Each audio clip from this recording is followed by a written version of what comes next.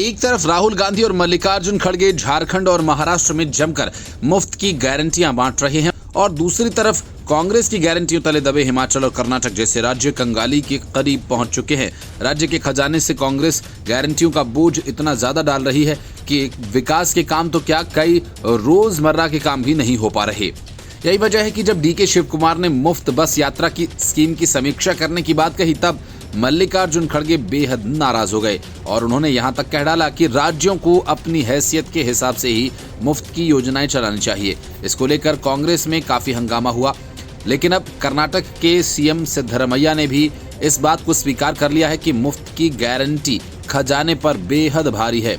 बावजूद इसके उनकी सरकार उन सभी गारंटियों को पूरा करती रहेगी। सिद्धरमैया ने यह भी स्पष्ट किया कि ये पहल बंद नहीं होगी और 5 साल तक चलती रहेगी। उनका ये बयान कांग्रेस अध्यक्ष मल्लिकार्जुन खड़गे की उस सलाह के बाद आया जिसमें उन्होंने कहा था कि राज्य इकाइयों को केवल उतने ही वादों की गारंटी देनी चाहिए जिससे पूरा किया जा सके और जो वित्तीय रूप से सक्षम हो। इन टिप्पणियों को कर्नाटक सहित अन्य कांग्रेस शासित राज्यों के लिए एक नसीहत के तौर पर देखा गया था। उन्होंने कहा कि 2024-25 के बजट में हमने विकास कार्यों के लिए 120 करोड़ रुपए आवंटित किए। इसमें से केवल 56,000 रुपए गारंटी के लिए और 60,000 करोड़ रुपए से अधिक विकास कार्यों के लिए आवंटित किए गए हैं।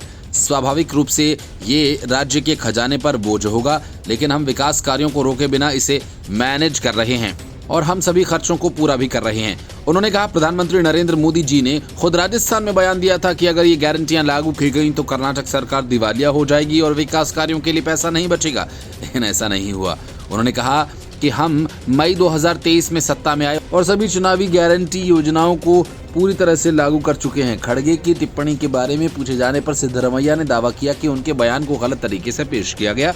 उन्होंने भाजपा के उन आरोपों को भी खारिज कर दिया कि कांग्रेस शासित हिमाचल प्रदेश और तेलंगाना की सरकारी कल्याणकारी योजनाओं को लागू करने के कारण सरकारी अधिकारियों को वेतन देने में असमर्थ हैं।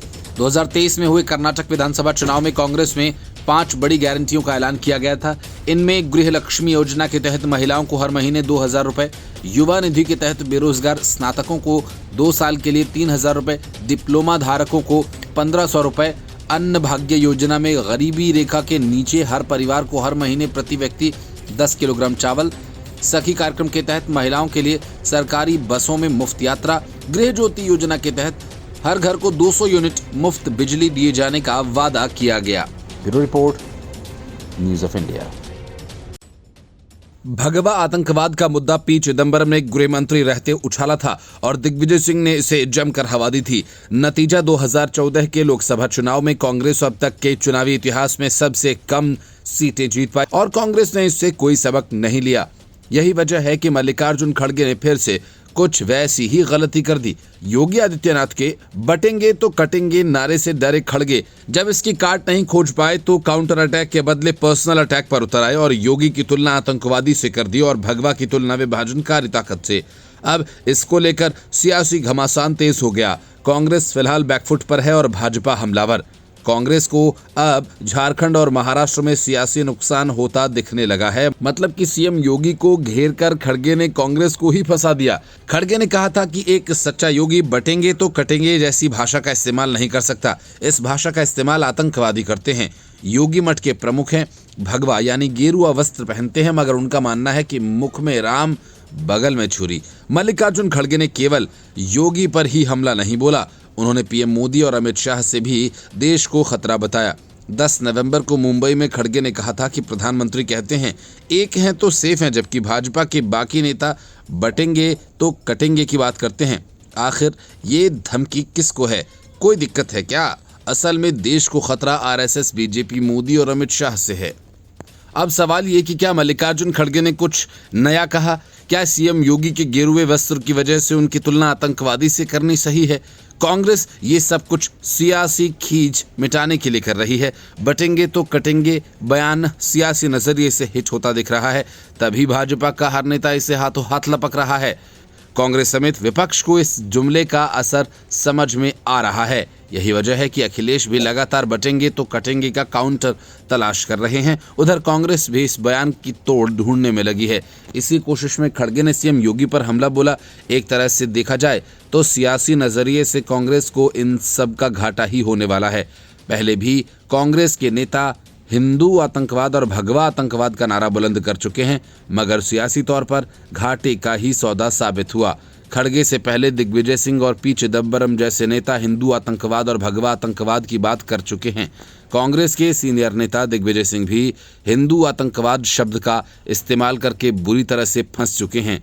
समझौता एक्सप्रेस और मालेगांव ब्लास्ट के संदर्भ में साल 2007 में दिग्विजय सिंह ने हिंदू आतंकवाद शब्द का इस्तेमाल किया था, क्योंकि इन केसेस के आरोपी हिंदू थे। इसलिए कांग्रेस नेताओं की ओर से उस वक्त हिंदू आतंकवाद और भगवा आतंकवाद खूब इस्तेमाल किए गए। हालांकि बाद में दिग्विजय सिंह ने भी यू टर्न ले लिया था और कहा था कि उन्होंने केवल संघी आतंकवाद का जिक्र किया था, कभी हिंदू आतंकवाद नहीं कहा।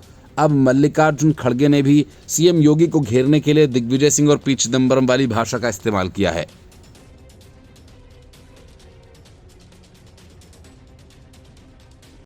दिल्ली में जैसे जैसे विधानसभा चुनाव की तारीख करीब आती जा रही है, अरविंद केजरीवाल की बेचैनी उसी हिसाब से बढ़ती जा रही है।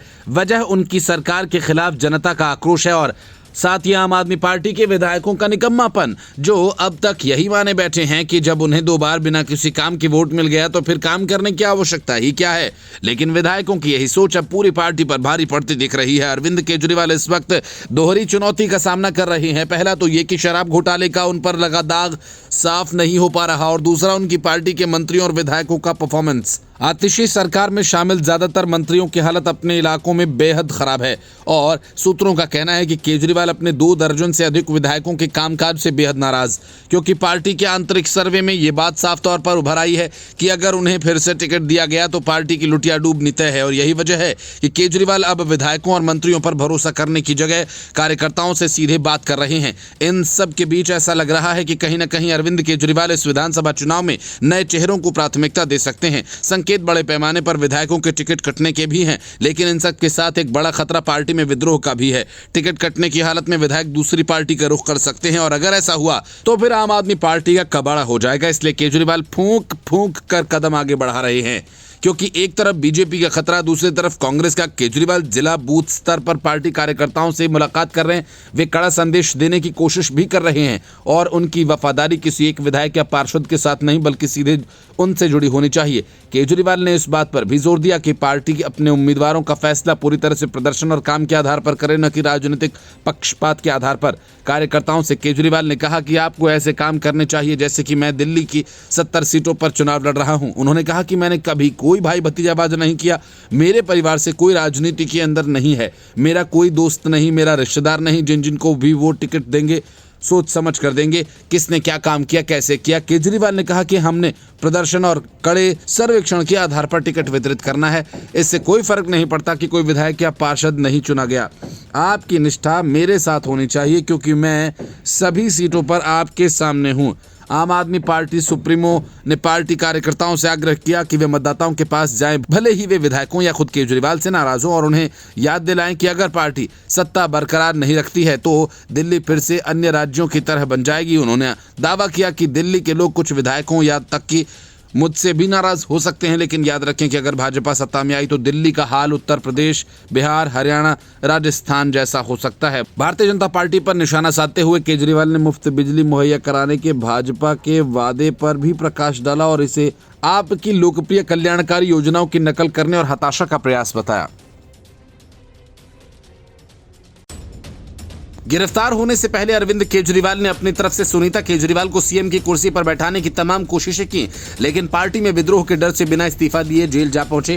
केजरीवाल के इस्तीफा न देने की वजह से दिल्ली के सारे काम ठप हो गए। इस दौरान केजरीवाल ने अपनी पत्नी को पार्टी की कमान तो दे ही दी, सारे बड़े नेताओं को किनारे लगाकर पार्टी का स्टार कैंपेनर्स की लिस्ट दूसरे नंबर की जगह सुनीता केजरीवाल को दी गई। जेल में रहने के दौरान केजरीवाल ने अपनी पत्नी के अलावा किसी दूसरे नेता पर भरोसा नहीं किया। सुनीता केजरीवाल ने लोकसभा चुनावों में पार्टी का प्रचार किया और अब जब चुनाव करीब आए हैं तो कहने लगे कि मैं परिवारवाद नहीं करता, मैंने अपनी पत्नी को सीएम नहीं बनाया। असल में केजरीवाल के सामने सत्ता बचाए रखने की सबसे बड़ी चुनौती है। ऐसे में पार्टी के राष्ट्रीय संयोजक अरविंद केजरीवाल ने खुद कमान संभाली हुई है। केजरीवाल न सिर्फ पदयात्राएं कर रहे हैं बल्कि पार्टी वॉलंटियर्स में भी जान फूंकने की कवायद में जुट गए हैं। केजरीवाल ने पार्टी कार्यकर्ताओं और वॉलंटियर्स के साथ सम्मेलन किया और आह्वान किया कि वे कुछ महीने की छुट्टी लेकर जुट जाएं। ये चुनाव आसान नहीं है। उन्होंने कहा कि हम इस बार बहुत सोच समझकर टिकट देंगे। तो सवाल ये कि क्या वे शराब घोटाला में फंसे सिसोदिया को टिकट नहीं देंगे? क्या वे अमानतुल्लाह खान का टिकट काटेंगे जिसके खिलाफ आपराधिक से लेकर घोटालों के आरोप हैं? क्या संजीव झा से लेकर अखिलेश पति त्रिपाठी तक के टिकट काटे जाएंगे? क्या सचिवालय से फाइल चोरी के मामले की गाज सौरभ भारद्वाज पर केजरीवाल गिराएंगे? जाहिर है केजरीवाल ऐसा कुछ नहीं करने जा रहे। हालांकि केजरीवाल ने संकेत दिया कि जिन विधायकों की परफॉर्मेंस अच्छी नहीं होगी, बड़े पैमाने पर उनके टिकट काटे जाएंगे। कार्यकर्ता अपनी निष्ठा सिर्फ और सिर्फ केजरीवाल में रखें, न कि विधायकों और पार्षदों में। केजरीवाल ने कहा कि अभी थोड़े दिन पहले हमने दिल्ली के सभी मंडल प्रभारियों की बैठक रखी थी। आज से हर जिले में जाकर मंडल प्रभारी के साथ मीटिंग कर रहे हैं। ये पहली बार हो रहा है। अभी तक दिल्ली में हम कई बार चुनाव लड़े, लेकिन जिस तरह से बार बार मंडल प्रभारी की मीटिंग रखी जा रही है और उनसे मैं सीधे संवाद कर रहा हूँ, उससे आप समझ जाओ कि मंडल प्रभारी की बहुत महत्वपूर्ण भूमिका होने जा रही है। उन्होंने कहा कि इस पूरे चुनाव का एक तरह से एंकर मंडल प्रभारी होगा। अगले कुछ दिनों में आपको ट्रेनिंग दी जाएगी, अपने क्षेत्र के अंदर काम करने की ट्रेनिंग दी जाएगी। आपसे कई किस्म के काम लिए जाएंगे। एक मंडल प्रभारी के अंडर मोटे तौर पर 5 बूथ्स आते हैं।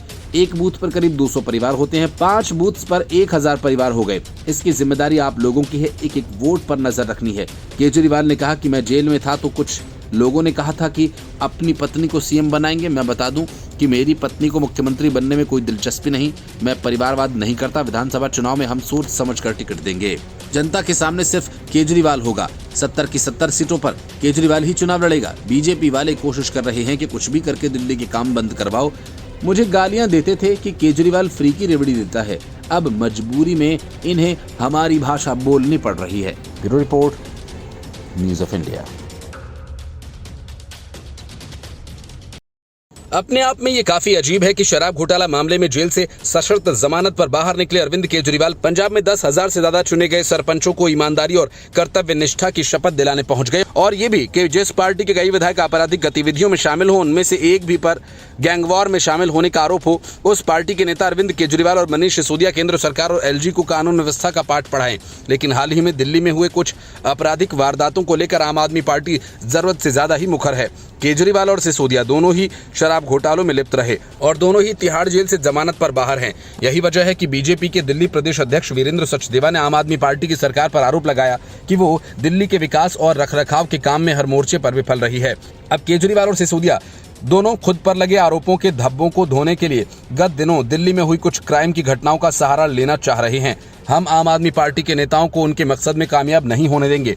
वीरेंद्र सचदेवा ने कहा कि अरविंद केजरीवाल सरकार प्रदूषण, शिक्षा, स्वास्थ्य, जल सप्लाई, सार्वजनिक परिवहन, सामाजिक सुरक्षा स्कीम जैसे हर मोर्चे पर विफल रही। दिल्ली बीजेपी अध्यक्ष ने कहा कि दिल्ली में गत दिनों कुछ आपराधिक घटनाएं हुई जिनमें पुलिस के द्वारा तत्काल कार्रवाई कर आरोपियों की गिरफ्तारी की गई। जांच के दौरान ये खुलासा हुआ कि क्राइम से जुड़ी अधिकांश घटनाएं आपसी रंजिश से जुड़ी होती हैं। इसके बावजूद दिल्ली पुलिस का जिस तरह क्राइम डिटेक्शन रिकॉर्ड अच्छा है, उसी तरह उसे अपराध को कुचलना भी होगा। दिल्ली बीजेपी अध्यक्ष वीरेंद्र सचदेवा के मुताबिक पुलिस को क्राइम के खिलाफ और भी सख्त कार्रवाई करने की जरूरत है। अरविंद केजरीवाल ध्यान रखें कि उनकी अनेक विधायकों जैसे प्रकाश जरवाल, संजीव झा, अखिलेश पति त्रिपाठी, अमानतुल्लाह खान, नरेश बालियान का क्राइम की घटनाओं में नाम आता रहा है। आम आदमी पार्टी के एक विधायक का नाम तो एक गैंगवॉर में भी आ चुका है।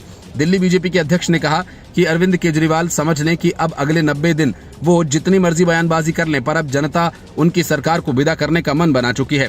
इसके पहले केजरीवाल ने अपराधों पर कहा कि भाजपा से दिल्ली की कानून व्यवस्था ही नहीं संभल रही तो जनता की पूरी दिल्ली की जिम्मेदारी उन्हें कैसे दे दें। इसके पहले रोहिणी में फिरौती मांगने की घटना का जिक्र कर मनीष सिसोदिया ने कहा कि कोई ऐसा दिन नहीं बीत रहा जब दिल्ली के अलग अलग हिस्सों से सरेआम गोलीबारी या रंगदारी मांगने की खबरें न आ रही हों। उन्होंने कहा कि गैंगस्टर्स के नेटवर्क को बचाने के चक्कर में भाजपा ने कानून व्यवस्था का बेड़ा गर्क कर दिया। इतनी बुरी हालत कभी नहीं देखी। सिसोदिया ने कहा कि दिल्ली के अलग अलग इलाकों से गोलीबारी की घटनाएं सामने आ रही हैं। दिल्ली में कई व्यापारियों को धमकाया जा रहा है। ऐसा लगता है कि भाजपा ने दिल्ली को 90 के दशक के मुंबई वाली स्थिति में पहुंचा दिया है। भाजपा दिल्ली में गुंडों को बढ़ावा क्यों दे रही है? अगर वे दिल्ली में कानून व्यवस्था को नियंत्रित नहीं कर पा रहे हैं तो उन्हें ये काम हमें सौंप देना चाहिए। हम 10 दिन में कानून व्यवस्था ठीक कर देंगे।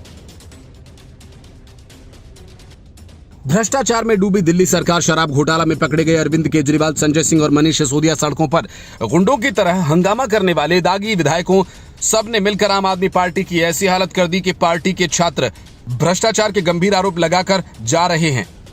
इससे साफ है कि दिल्ली में आम आदमी पार्टी की छवि एक सबसे भ्रष्ट पार्टी की बन गई है और केजरीवाल की छवि भ्रष्टाचार और घोटालों के सरगना जैसी। पिछले 2 दिनों में बीजेपी आम आदमी पार्टी को लगातार झटके पर झटका दे रही है। एक दिन पहले दिग्गज नेता हरशरण सिंह बल्ली ने आम आदमी पार्टी छोड़ दी, अपने बेटे के साथ बीजेपी में वापसी की। तो पूर्व निगम पार्षद रहे राम नारायण भारद्वाज ने बीजेपी ज्वाइन कर ली।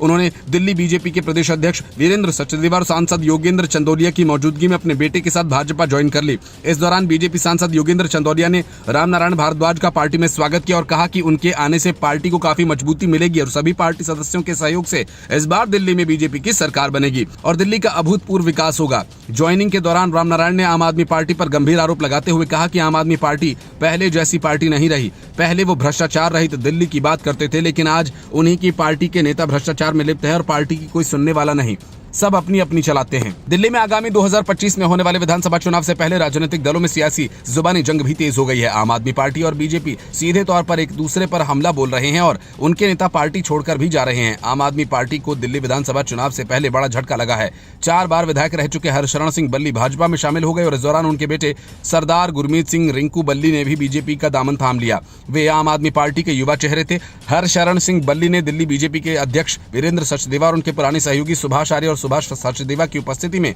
भारतीय जनता पार्टी ज्वाइन की। हरशरण सिंह बल्ली हरिनगर से 4 बार के विधायक रह चुके हैं। साल 1993 से 2013 तक हरिनगर विधानसभा क्षेत्र से विधायक रहे बल्ली ने दिल्ली में मदन लाल खुराना की सरकार के दौरान उद्योग मंत्री के रूप में काम भी किया।